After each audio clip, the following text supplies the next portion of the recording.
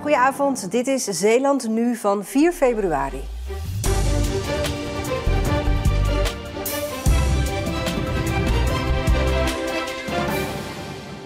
De synagoge in Middelburg is beklad met hakenkruizen. Gisteravond werd dat ontdekt door leden van de Joodse gemeente. Ze zijn erg geschrokken. Mensen die niet meer slapen, mensen die allerlei beelden van vroeger weer terugkrijgen. Mensen die het niet snappen dat dat in Zeeland kan gebeuren. Dat is echt schokkend voor mensen. Het is bizar dat in deze tijd juist ook weer dit soort dingen gebeuren. De symbolen zijn inmiddels van het gebouw verwijderd, maar de angst is nog niet verdwenen. Maar hakenkruizen wil zeggen dat je alle Joden dood moet maken. Dat je ze moet vergassen in gaskamers. Dus, en als je dan ook nog een hakenkruis zet op een synagoge, een gebedshuis, dan is wel duidelijk wat de doodschap is. De politie doet buurtonderzoek en bekijkt camerabeelden. Mochten de daders ooit gepakt worden, dan gaat Smit maar wat graag met ze in gesprek. Want ik denk, dan kunnen we kijken, dan kunnen we elkaar in onze ogen kijken. Dan kunnen we elkaar zeggen, joh, hoezo? Vertel eens. Want die hebben ook opa's en oma's of vaders en moeders die de meest afschuwelijke dingen vaak hebben meegemaakt. Dus we zijn niet zo ver van elkaar, alleen we moeten elkaar wel proberen te snappen. In Goede heeft vanmiddag brand gewoed in een schoorsteen en onder het dak van een monumentale woning. 2 personen moesten naar het ziekenhuis vanwege het inademen van rook. De brandweer kon voorkomen dat de brand oversloeg naar de naastgelegen panden. Na een uur was de brand onder controle. Wachten op zwemles duurt in Middelburg veel langer dan in veel andere provinciehoofdsteden. Dat blijkt uit onderzoek van het televisieprogramma Kassa. In Middelburg moeten kinderen soms wel 2 jaar wachten tot er plek is. De belangrijkste oorzaak van de lange wachttijden is het grote tekort aan zweminstructeurs. Het moet voor consumenten makkelijker worden om kapotte apparaten gerepareerd te krijgen. Dat heeft de Europese Commissie besloten. Hier bij het Repair Café in Terneuzen zijn ze het daar helemaal mee eens.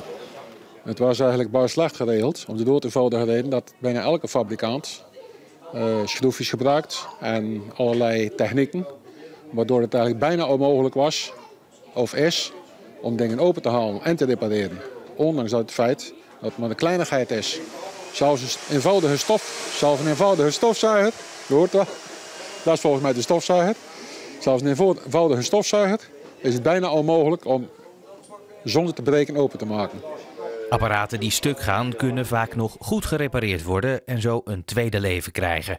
Dat is beter voor het milieu en voor de portemonnee. Ik wil maar zeggen, waarom zou je een apparaat van honderden of misschien wel 1000 euro weggooien? Als de reparatie, zou ik maar zeggen, maar iets van 10 euro bedraagt. Te onzinnig voor woorden. Toch hopen ze hier dat door de nieuwe regels het Repair Café niet zal verdwijnen. Dat is een vooruitgang. Ik ben alleen bang dat er dan weer een transport gaat komen van allerlei kapotte producten naar een verwegistan. Dat ze daar dan in elkaar gezet worden in plaats van dat het in de buurt lokaal gebeurd wordt. En je kan natuurlijk samen, kan je dus inderdaad dingen repareren. Waardoor degene die dus de kapotte spulletjes brengt ook een beetje op de hoogte wordt gehouden van hoe dingen gerepareerd worden. De komende 2 jaar hebben landen in de Europese Unie de tijd om de nieuwe regels in te voeren. Fleur Jansen van Roosendaal uit Schoondijken heeft niet alleen fans langs de lijn, maar ook online. Met haar filmpjes over het keepersvak op TikTok heeft ze 70.000 volgers. De meeste volgers komen uit Engeland en Amerika. Daar is voetbal ook best wel groot natuurlijk. Dus omdat ik bij de mannen voetbal, dat zie je ook niet vaak, zeker niet in het buitenland. Ik krijg ook altijd de comments van, hoe kan dat? Waarom mag dit in Nederland? Fleur is in ieder geval blij dat het mag. Ze keept zelf bij het mannenteam van Schoondijken. De wedstrijd tegen IJsendijken was trouwens een drama. 6-0 werd het. Toeschouwers denken niet dat dat aan haar lag. Ze staat altijd op de goede plaats. Heel vaak op de goede plaats. Goed positiespel. Ze pakt de ballen, ze twijfelt niet. Dus ze doet het hartstikke goed. Ik vind het wel stoer.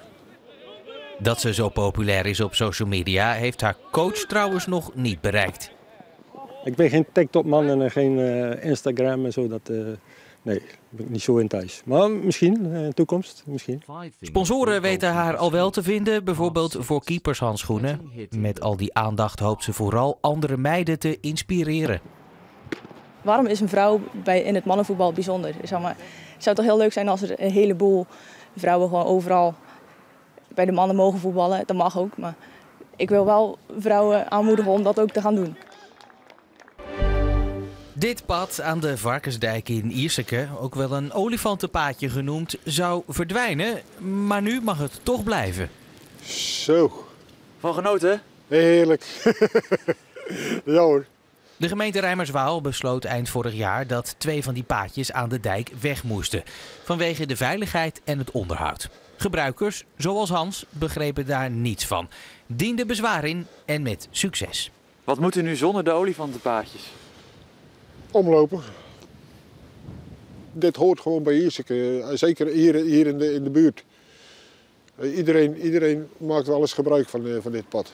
De gemeente begrijpt nu ook dat die looppaden erg gewenst zijn, maar vindt ze nog niet veilig genoeg. Hans merkt daar anders niks van. Veilig. Het is zo veilig als je zelf bent. Jij maakt het veilig, ik maak het veilig of onveilig. Past er wel op? Oppassen, hè? Alles gaat veilig, alles is goed. Ik ben goed verzekerd. Kom maar. De paadjes worden net zo goed onderhouden als aan het eind van de straat die trap. Niet dus.